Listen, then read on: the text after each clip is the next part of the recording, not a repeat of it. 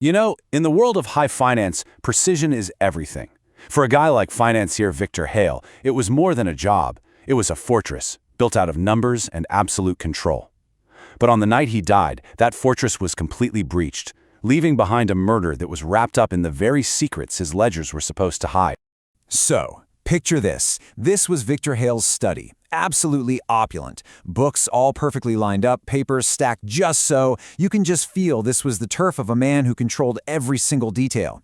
And yet, it's right here, surrounded by all the symbols of his orderly life, that he was found dead. A single gunshot wound. It was a starkly messy end for a man who, by all accounts, absolutely despised messes.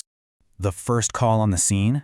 Suicide. But for Inspector Elena Voss, one little detail just screamed foul play. I mean, think about it. In a shooting, what's the first, most crucial piece of evidence you look for? The weapon, right? And in this perfectly sealed room, it was just gone. This wasn't some simple oversight. It was an impossibility.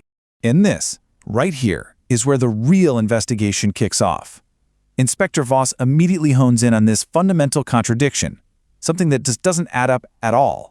Okay, so on one hand you've got Victor Hale, a man defined by his painstaking, almost obsessive precision. And on the other hand, you've got the scene of his death, which was sloppy, chaotic, and looked like it was staged by an amateur. For Inspector Voss, these two pictures just could not coexist. And honestly, meticulous barely even covers it. We're talking about a level of detail that bordered on a full-blown obsession. Every transaction, every meeting, his entire life was documented, categorized, and controlled. It was like a psychological fingerprint. So for Inspector Voss, understanding this single personality trait wasn't just some background detail. It was going to be the key to unlocking this entire case. So, if it wasn't suicide, well, it has to be murder. And every murder investigation starts with a really simple question. Who benefits? This leads Voss straight to suspect number one. Meet Marcus Reed. He was Hale's business partner, a man with a reputation for being absolutely ruthless, and for making a ton of money from their ventures in some, let's say, legally gray areas. And more importantly, Hale was apparently on the verge of exposing Reed's secret offshore dealings. Now that's not just a motive, that is a ticking time bomb.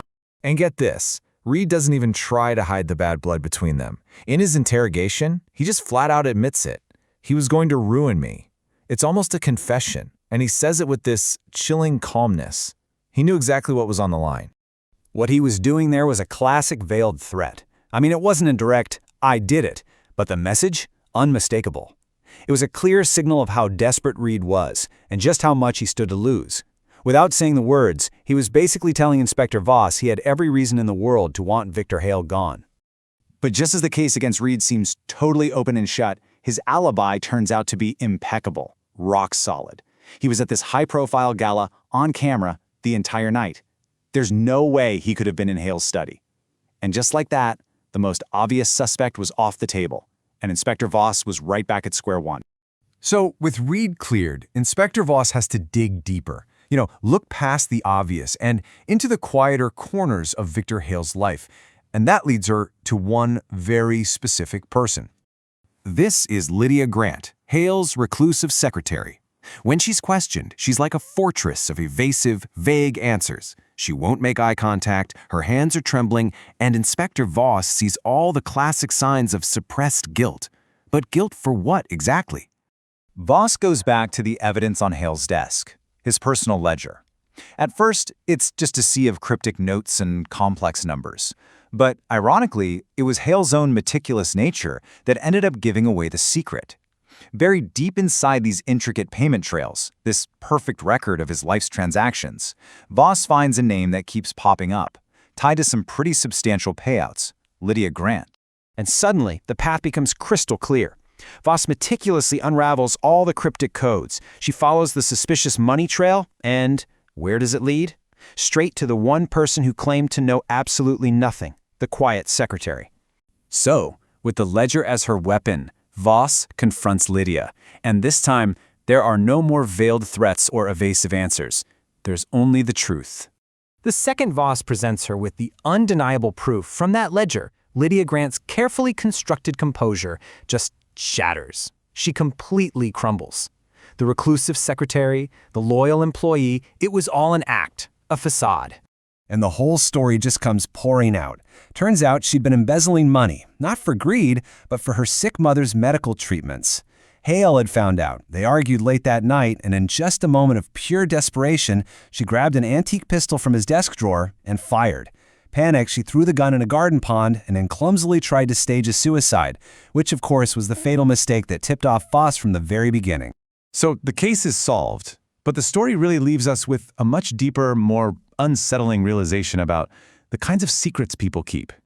When you think about it, this entire case was really about facades, these false appearances people put up to hide what's really going on. You had the facade of a suicide, which was hiding a murder, the facade of a loyal secretary hiding a desperate embezzler, and even the facade of Victor Hale's perfectly controlled life, which couldn't protect him from the secrets that were festering right under his nose. It's just a stark reminder that what we see on the surface, the meticulous study, the quiet employee, the ruthless partner, is so often just a carefully constructed mask. And behind that mask can lie desperation, fear, and profound betrayal. Which kind of brings us to a final provocative thought. If a man as meticulous as Victor Hale could miss the truth sitting right in front of him, hidden in his own records, well, it makes you wonder, doesn't it? What secrets are hidden in the ledgers of our own lives?